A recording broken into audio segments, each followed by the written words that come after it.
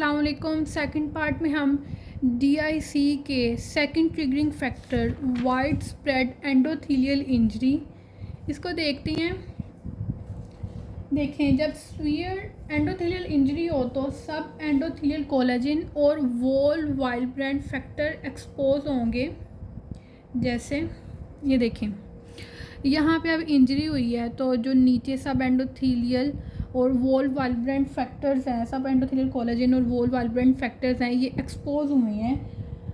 तो इसके रिज़ल्ट में टिश्यू फैक्टर रिलीज़ होंगे और थ्रोम्बोसिस कोज करेंगे। जैसे यहाँ पे ये प्लेटलेट एग्रीगेशन और फिब्रिन से एक थ्रोम्बस बन गया, ठीक है। इस तरह से ये थ्रोम्बोसिस कोज करेंगे, दस इनिशिएटिंग DIC, ठीक है। इस तरह से ये DIC को इनिशिएट कर रहे हैं। जैसे हमने टिश्यू फैक्टर के सर्कुलेशन में रिलीज़ होने के केसेस की बात की थी, इसी तरह आप देखते हैं कि वाइड स्प्रेड एंडोथेलियल इंजरी होने की क्या वजूहत हो सकती हैं। ये देखें, अब first one is deposition of antigen antibody complexes, यानी कि कोई इम्यून रिस्पॉन्स की वजह से जो है एंटीजन एंटीबॉडी कॉम्प्लेक्सेस वो डिपॉजिट हो रहे हैं और endothelial injury, wide spread endothelial injury cause कर रहे हैं। जैसे SLE सिस्टेमिक ल्यूपस एरिथमेटोसिस के केस में होता है इस तरह से, या फिर सेकंड फैक्टर जो कि wide spread endothelial injury cause कर सकता है, that can be temperature extreme, या तो टेम्परेचर बहुत ज़्यादा हाई हो गया है जैसे जिससे हीट स्ट्रोक हो जाती है, या फिर बहुत ज़्यादा डाउन हो गया जैसे बर्न इंजरी के केस में होता है, इसमें भी एंडोथेलियल इंजरी होती है। नेक्स्ट है इन्फेक्शंस मेनली थ्रू मेनिंजोकोकाई और रिकेट्सी, ठीक है। इस तरह से इन्होंने भी जाके जो है एंडोथेलियल को डैमेज करना होता है, तो wide spread endothelial injury cause करती है, ठीक है। इसी तरह ना SIRS systemic inflammatory response syndrome जो है, ये that is a consequence of endothelial injury हो रहे हैं तो उससे SIRS हो सकते हैं। SIRS की अपनी फ्रीक्वेंट कॉम्प्लिकेशन फिर क्या होगी, DIC, ठीक है। SIR से फ्रीक्वेंटली DIC कोज हो सकता है, ठीक है। अब देखें, अब पैथोजेनिक मैकेनिज्म जो भी हो, चाहे deposition of antigen antibody complex की वजह से हो रहा है, टेम्परेचर एक्सट्रीम की वजह से और इन्फेक्शन की वजह से हो रहा है, या फिर पीछे जैसे हमने टिश्यू फैक्टर के देखी थी उसके रिलीज़ होने से जिस वजह से मर्जी DIC हो रहा है, DIC का पैथोजेनिक मैकेनिज्म जो मर्जी हो, इसके जो कॉन्सिक्वेंसेस हैं ना वो बेसिकली दो हैं, ठीक है। First one is wide spread fibrin deposition with in micro circulation. अब वहाँ पे जो है एंडोथेलियल इंजरी है तो वहाँ पे आपको पता है कि फिब्रिन्स ने आना है इस तरह से, तो फिर एक वाइड स्प्रेड फिब्रिन डिपॉजिट हो जाएगी विद इन माइक्रो सर्कुलेशन, ठीक है। ये देखें, हम एग्जांपल कंसिडर कर लेते हैं किडनी की माइक्रो सर्कुलेशन की। फिब्रिन डिपॉजिट हो रहा है, फॉर एग्जांपल यहाँ पे जो ये माइक्रो सर्कुलेशन है, यहाँ पे ISS है, यहाँ फिब्रिन डिपॉजिट होने लग गया। फिब्रिन डेपोजिशन की वजह से जो है ऑब्स्ट्रक्शन हो जाएगी। अब ऑब्स्ट्रक्शन हुई है तो ऑब्वियसली यहाँ पे फिर जो है टिश्यू इस्कीमिया स्टार्ट हो गया, ठीक है, इस तरह से। और अगर ये माइक्रो सर्कुलेशन सारी ही डैमेज हो रही है तो आहिस्ता आहिस्ता पूरे ऑर्गन की ऑब्स्ट्रक्शन स्टार्ट हो जाएगी और वो इसकी वजह से ये ऑर्गन की डेथ स्टार्ट हो जाएगी, ठीक है। अब देखें, ये तो है यानी ऑब्स्ट्रक्शन की वजह से इस्कीमिया हो रहा है, ये हमने बात की है, ये wide spread fibrin deposition with in micro circulation में। अब देखें कि अब फिब्रिन थ्रोम्बाई से जो नैरोड वेसल्स हैं वहाँ से जब RBC पास करेंगे तो दे आर ट्रामाटाइज्ड, ठीक है। अब वो ट्रामाटाइज हो गए हैं, उनकी हीमोलाइसिस स्टार्ट होगी और इस कंडीशन को कहते हैं माइक्रो एंजियोपैथिक हीमोलिटिक एनीमिया, ठीक है। ये तो है फर्स्ट कॉन्सिक्वेंस। सेकंड कॉन्सिक्वेंस देखें, सुपर इम्पोज ब्लीडिंग टेंडेंसी। देखिए, होता कुछ यूँ है कि जैसे यहाँ हमने देखा था कि माइक्रोथ्रोम्बाई फॉर्मेशन है, तो इसमें प्लेटलेट, क्योंकि थ्रोम्बाई में ये यूज़ होता है थ्रोम्बस फॉर्मेशन में, जैसे यहाँ पे ये एक थ्रोम्बस बना था, सो माइक्रोथ्रोम्बाई फॉर्मेशन हो रही है काफ़ी सारी, तो प्लेटलेट, फिब्रिन और जो दूसरे क्लोटिंग फैक्टर्स से वो यूटिलाइज हो रही हैं। So depletion of platelets and clotting factors होगी।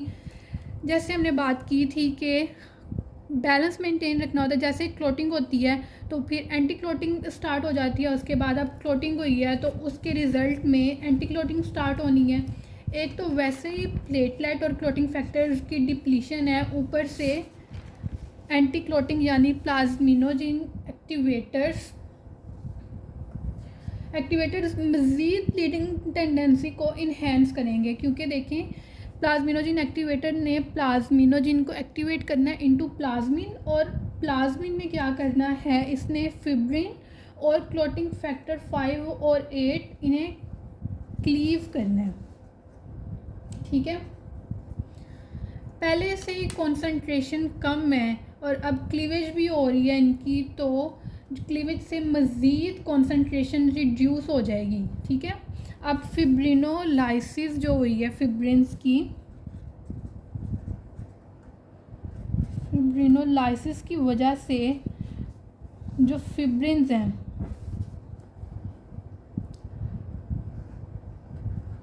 फिब्रिन डिग्रेडेड प्रोडक्ट्स बनेंगे।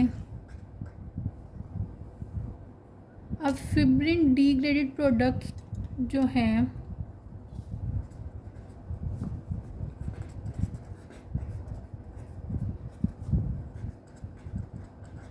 अब ये जो फिब्रिन डिग्रेडेड प्रोडक्ट्स हैं, इन्होंने क्या करना है कि दे इनहिबिट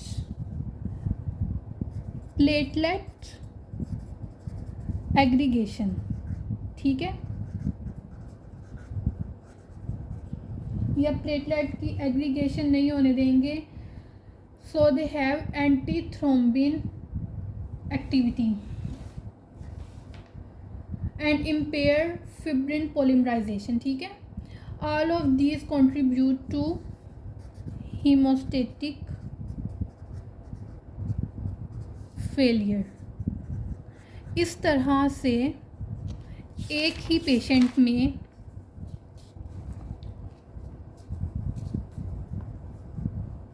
कोएगुलेशन और ब्लीडिंग कोएग्जिस्ट कर रही है in a same patient. DIC का ओवरव्यू देखते हैं। देखें, अब जैसे हमने स्टार्ट में बात की थी कि सेप्सिस हो जाए या मैसिव टिश्यू डिस्ट्रक्शन हो जाए या फिर एंडोथीलियल इंजरी हो जाए, इन्होंने क्या करना है, टिश्यू फैक्टर रिलीज़ करना है। ठीक है, अब टिश्यू फैक्टर जो रिलीज़ होगा, इधर से टिश्यू फैक्टर रिलीज़ होगा, उसने वाइड स्प्रेड माइक्रोवैस्कुलर थ्रोम्बोसिस करानी है। इसके साथ ही जो एंडोथीलियल इंजरी है, इसके रिज़ल्ट में क्या हो रही थी, प्लेटलेट एग्रीगेशन हो रही थी इसकी। अब ये सारे जो है वाइड स्प्रेड माइक्रोवैस्कुलर थ्रोम्बोसिस हो जाएगी। अब वाइड स्प्रेड माइक्रोवैस्कुलर थ्रोम्बोसिस की वजह से, जैसे हमने बात की थी कि ओक्लूजन होगी, वैस्कुलर ओक्लूजन हुई है। अब वैस्कुलर ओक्लूजन की वजह से इश्कीमिया टिश्यू डैमेज हो रहा था, और इसके साथ ही जो RBCs की हीमोलाइसिस हो रही थी, उसकी वजह से माइक्रो एंजियोपैथिक हीमोलिटिक एनीमिया होगा। और यही वाइड स्प्रेड माइक्रोवैस्कुलर थ्रोम्बोसिस है, इसकी वजह थ्रोम्बोसिस हो रही थी थ्रू आउट, तो इसकी वजह से कंजप्शन ऑफ क्लोटिंग फैक्टर्स और प्लेटलेट था, यानी डिप्लीशन हो रही थी, वो कंज्यूम हो रहे थे। ठीक है, अब ये जो कंजप्शन है, इसकी वजह से इसने अब टेंडेंसी जो है वो जो एक नॉर्मल एक बना हुआ था क्लोटिंग और एंटी क्लोटिंग, वो अब वहाँ पे डिप्लीशन स्टार्ट होगी, तो उसकी वजह से यहाँ ब्लीडिंग होगी, ब्लीडिंग टेंडेंसी बढ़ रही है एक तो इस वजह से, और दूसरा जैसे ये थ्रोम्बोसिस हो रही है, क्लोटिंग हो रही है, तो उससे लिमिटाइज करने के लिए एंटी क्लोटिंग स्टार्ट होती है। सो उसकी वजह से एक्टिवेशन ऑफ प्लाज्मिन हुई है। अब प्लाज्मिन जो एक्टिव हुए हैं, उन्होंने क्या करना है, जाके एक तो इन्होंने क्लोटिंग फैक्टर की प्रोटियोलाइसिस करानी है, उन्हें क्लीव करना है, और दूसरा इन्होंने फिब्रिनोलाइसिस करानी है, यानी फिब्रिन के स्प्लिट प्रोडक्ट्स बनाने हैं। अब ये जो फिब्रिन के स्प्लिट प्रोडक्ट्स हैं, इन्होंने थ्रोम्बिन की इनहिबिशन करानी है, प्लेटलेट एग्रीगेशन नहीं होने देनी, और फिब्रिन पोलिमराइजेशन नहीं होने देनी। ठीक है, इसके साथ साथ इन्होंने क्या करना है कि अब ये जब सब कुछ होगा और क्लोटिंग फैक्टर्स की भी प्रोटियोलाइसिस हो रही है, यानी पहले से ही कम चीज़ मज़ीद कम हो रही है ये सारा कुछ, तो उसकी वजह से ब्लीडिंग टेंडेंसी इन्हेंस हो जाएगी, जिसे हमने कहा था कि सुपर इम्पोज्ड ब्लीडिंग टेंडेंसी। ठीक है, इस तरह से ये सारा DIC का प्रोसेस होता है। थैंक यू, अल्लाह हाफिज़।